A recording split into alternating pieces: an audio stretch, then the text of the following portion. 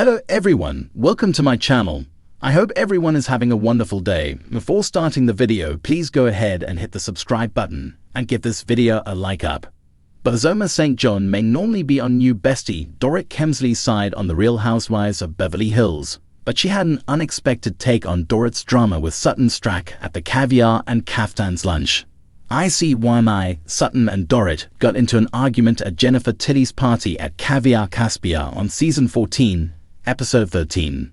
After rehashing their disagreement from Dorit's 4th of July party, Sutton made a jab about Dorit's finances. "You need to pick on somebody else whose wallet fits," the mama free said. While appearing on the February 27 episode of Access Hollywood's Housewives Nightcap podcast, Bozoma shared her perspective on the drama. "I will also be honest that Dorit is not innocent, you know what I mean, in that she knows how to poke.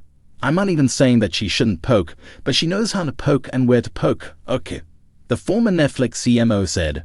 Likewise, Bozoma said Sutton also knows how to poke and where to poke. And so they're just gonna go back and forth with that, and they're just gonna get lower and lower and lower. There is no, high road, she continued. Though Boz recognized how Sutton could have felt triggered by Dorit, she wished Sutton had more compassion for Dorit's situation. And so for me, the shock was that I do believe that Sutton is in a stable enough emotional state that she could look at something and be like, "Oh, you know what? I'm going to rise above this." Whereas Dorit, I even give it to Kyle Richards, where it's like they're in such delicate emotional space that I think it would be difficult for them to come out of the muck and be wiser, better, Bozoma said, referring to Kyle and Dorit's respective marital separations. "I'm not making excuses, I'm just saying it's all of us. All of us have been in this space where you just need a little grace. You need somebody to be like, you know what? She's in a real effed up place. She's going through it," Bozoma said. And so I was shocked by the fact that Sutton could continue to go so low. At some point, somebody's got to be the bigger person. Somebody has to. On a previous episode of the RHOB8 after show, the ladies weighed in on Sutton's money comment. Bozoma said, "You know, if you're really trying to have some class, you don't talk about money like that." Kyle referred to the tense exchange as one of Sutton's worst moments. "How did you get your money, Sutton?" Kyle continued, "It's not exactly bragging rights. I mean, are we gonna sit there and say we're basing all of our value on who we are as a person by how much money is in our bank account? Because then also Sutton can sit down too. I know if I was in a very bad financial strait, I know I would show up with my Louboutins and Chanel and my, I guess, fake Birkin bag if I couldn't afford a real one," the actress said. "So, I have a little bit of empathy for Dorit because I know that's what I would be doing." When it comes to the ever-glamorous and endlessly chaotic world of The Real Housewives of Beverly Hills, fans know to expect the unexpected. Diamonds are forever, friendships are fleeting, and shade is always in season. But every so often, a take comes along that makes even the most seasoned Housewives aficionados raise their perfectly arched brows in disbelief.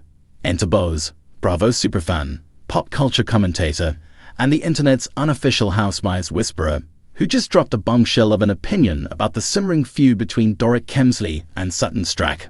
Boz's take: "Let's just say it's not what anyone expected, and as he put it himself, I'm just saying."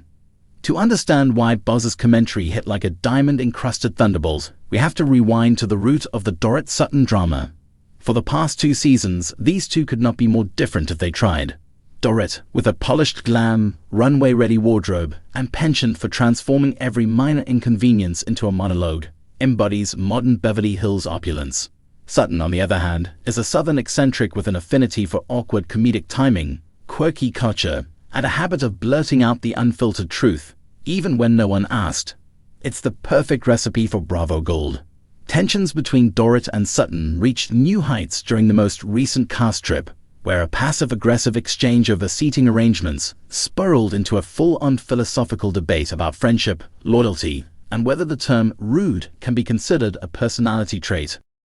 Boz, who has built his Bravo-centric platform by offering sharp analysis with a side of comedic flair, took to his social channels to weigh in on the Dorit versus Sutton dynamic. Fans expected him to lean Sutton. After all, Sutton's underdog energy and meme-worthy confessionals have made her a fan favorite. But Boz did what Boz does best. He zigged when everyone expected him to zag. I'm just saying, Boz began with the trademark smirk that lets followers know something spicy is coming. Iowa is sleeping on the fact that Dorit Kemsley might actually have a point. Gasps could practically be heard through the screen. Bars argued that while Sutton's charm lies in her offbeat, unfiltered approach to life, that same quality makes her an exhausting friend. "I love Sutton, I really do," Bars clarified, "but being her friend feels like having a toddler loose in a gussie boutique. Unpredictable, chaotic, and at some point, something's getting broken." He went on to explain that Dorit, for all her dramatics, operates with a code. It's a code wrapped in labels and over-enunciated monologues, sure, but it's a code nonetheless. "Dorit's loyalty comes with terms and conditions," Bars said, "and you can either read the fine print or get your feelings hurt when she calls you out for a microaggression you didn't even realize you committed. Sutton, she's like, I'm your friend unless I get bored, confused, or distracted by a squirrel in a Chanel scarf." It took exactly 3.2 seconds for Bars's hot take to ignite a comment section wildfire. Team Sutton accused Bars of abandoning the quirky queen just to be contrarian, while Team Dorit treated Bars's words like gospel. Even Garcelle Beauvais, who has played peacekeeper between Dorit and Sutton more times than she can count, sadly liked Bars's post, adding fuel to the fire. Bars woke up and chose chaos, one fan wrote. "Are you auditioning to be PH's new best friend?" another quipped. But Bars wasn't backing down. In a follow-up video, he doubled down.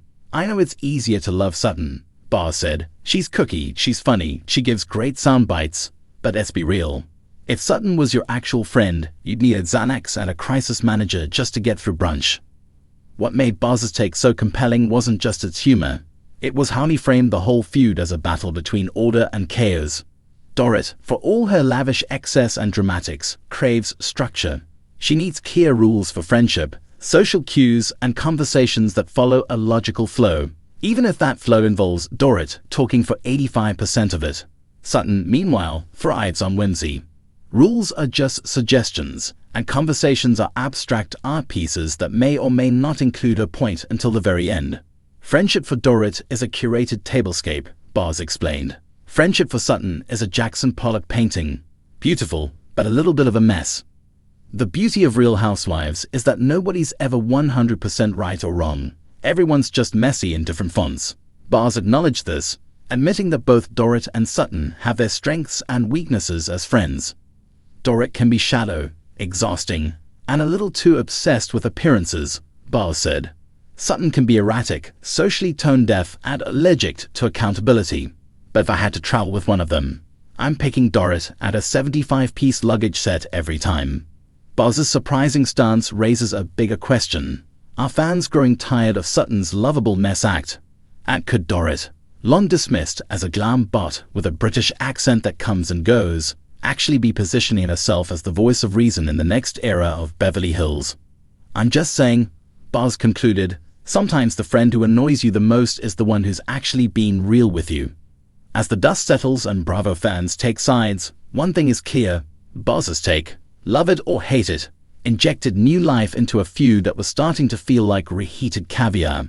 In a franchise built on diamonds, it's refreshing when someone dares to dig a little deeper and find the dirt beneath the sparkle.